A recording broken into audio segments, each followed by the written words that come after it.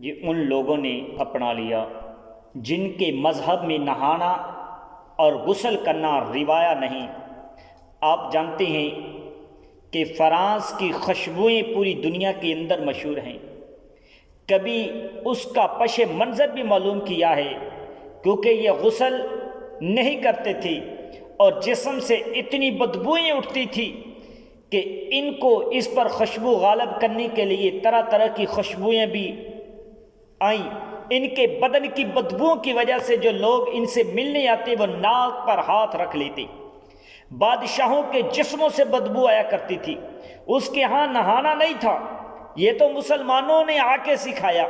جب اندلس فتح کیا تو اس وقت جو واش روم انہوں نے بنائے تھے، سب سے پہلے مسلمانوں نے ان کو توڑا، پھر اسی روش میں چلے گئے۔ پھر آہستہ آہستہ انہوں نے سوچا کہ دیکھو تو صحیح، آج وہ صفائی پسند ہو گئی، آج گلیاں ان کی صاف ہیں، آج بازار ان کے صاف ہیں، آج ملک انہوں نے ایسے بنا کے رکھے ہیں جیسے ایک سنگیت بی اپنے گھر سنوار کے رکھتی ہے، اور اپنی گلی کے اندر کچرا پھینک کر چلے جاتے ہیں۔ اور بعض اوقات رستے سے گزرتا ہوں، تنگ گلیوں سے بھی گزرتا ہوں اور بازاروں سے بھی گزرتا ہوں، پیدل بھی جاتا ہوں اور سوار ہو کر بھی جاتا ہوں۔ آپ یہ منظر بھی دیکھتے ہیں کہ 6 فٹ کی گلی ہوتی ہے، دونوں جانب نالیاں ہوتی ہیں، درمیان میں صرف 3 فٹ جگہ ہوتی ہے۔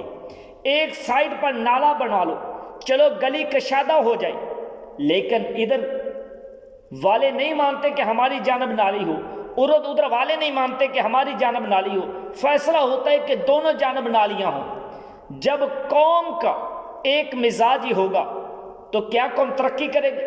اتنی قربانیاں بھی نہیں دے سکتے، جگہ جگہ نالی کے ڈھیر پڑے ہوئے۔ آپ حکومت کو چھوڑیں، حکومت کی ترجیحات، حکومت کی دلچسپیاں، وہ تو کیا جو کرتے ہیں کرتے رہیں۔ جو فریضہ ہمارا تھا کیا ہم نے وہ سنبھالا؟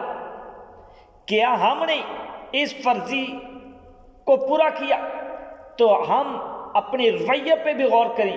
میرے آقا علیہ الصلاۃ والسلام نے ہمیں کتنا ستھرا دین دیا تھا، کتنا پیارا دین دیا تھا۔ میں نے ایک مرتبہ میلاد کے موقع پر کہا کہ دیکھو ہماری ترجیحات کی، میں گلیوں سے گزرا تو پوری گلیوں کے اوپر کوٹا کناری سجی گئی، جھنڈیاں بھی، چراغ بھی کیے گئے، اور بہت زیادہ پیسہ لگایا ہوگا، اور نیچے گلی کچی تھی۔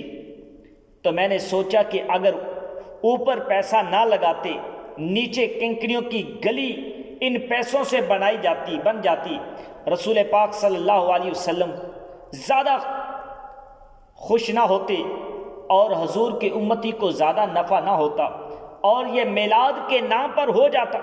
لیکن نیچے گلی کچی ہے، وہ کہتی ہے حکومت کی ذمہ داری ہے، اور ہم نے گلی کے اوپر کوڑا کناری بھی کیا ہوئی ہے، چراغے بھی تو کیا ہوا ہے، اس کے اوپر فانوس بھی لٹکائے ہوئے، لاکھوں روپے ہم نے اس گلی کو سجاتے ہوئے لگا دیا۔ لیکن اگر ہم گلی پکی کر لیتے تو کیا وہ زیادہ اچھا نہ ہوتا؟ ہمیشہ کے لیے ایک مسئلہ ختم ہو جاتا، لیکن وہ نہیں کریں گے، یہی کریں گے یہ ترجیحات اپنی مرضی سے مقرر کی ہوئی ہیں۔ حضور نبی پاک صلی اللہ علیہ وسلم نے جو ہمیں دین دیا ہے، اس دین کو اختیار کریں۔ اس کا یہ مطلب ہرگز نہ لیے کہ ہم میلاد کے چراغوں کے مخالف ہیں۔ آج کل تو یہ بھی بڑا ڈر لگا رہتا ہے کہ فتوے ایک قدم متوجہ ہو جاتے ہیں، کافر کے نیچے تو چھوڑتا ہی نہیں ہے۔ لیکن یہ ہماری دکھڑے ہیں، ہم کہتے ہیں گلیاں سجاتی ہو دل ویران نہ رہو۔ میں کہتا ہوں چراغا کرتی ہو مکان کی چھتوں پر کرو، میں ان کا انکار نہیں کرتا، لیکن دل کی گلیاں بھی اندھیرے نہ رہے۔ تم جھنڈیاں لگاتے ہو حضور کے نام کے، دل کے ایک ایک پرت پر نام محمد کی جھنڈی بھی لگا لو۔ الحمدللہ میں نے جگہ جگہ میلاد کے موسم پر توجہ دلائی کہ آپ اس طرح کریں کہ اپنے محلے کے اندر فرشت بنائیں، اپنے گلی کے اندر فرشت بنائیں۔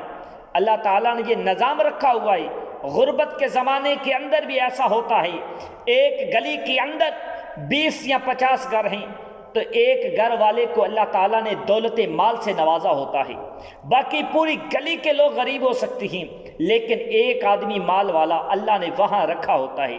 ایک پورے گاؤں ہے، دیہات ہے، اور بڑا غریب دیہات ہے، لیکن وہاں بھی کوئی 5-10 ذمہ دار ہوتے ہیں جو کچھ مالی طور پر مستحق ہوتے ہیں۔ یہ اللہ تعالیٰ نے نظام رکھا ہوا ہے، اور وہ جو 5-10 لوگ بستی میں امیر ہیں، ایک گلی کے اندر 15 یا 20 گھر ہیں، سارے غربا کے گھر ہیں، 2-3 گھر والوں کو اللہ نے نوازا ہوتا ہے۔ وہ ذرا سوچیں کہ ہمارے سرخاب کے پر لگے ہوئے ہیں، اللہ نے ہمیں دولت دی ہے، عقل فہم کی وجہ سے ہے، ہمیں دولت زیادہ نہ ہوتی۔ میاں صاحب فرماتے ہیں بیوقوفاں دے نوکر ویکھے، بیوقوفاں دے نوکر ویکھے دانش مند سیانے۔ ایسا بھی ہوتا ہے، یہ اللہ کی تقسیم ہے، وہ جس کو عطا کر دیتے ہیں۔ تو اب جس کو دولت زیادہ دی گئی وہ سوچے کہ مجھے کیوں زیادہ دی گئی۔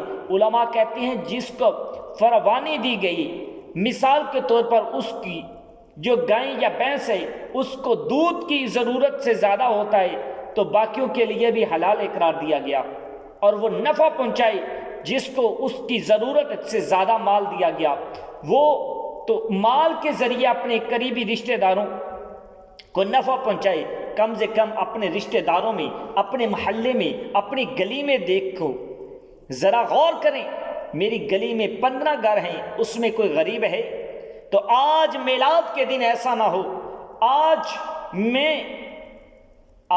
بھی وہ غربت میں دن گزارے، اگر اس کو 1 مہینے کا راشن دے دیتے اور ایک چٹ لکھ کر اس کے ساتھ ڈال دیتے، میلاد مبارک درود پڑھتے رہیں گے، حضور کا صدقہ کھاتے رہیں گے تو کتنا اچھا ہو۔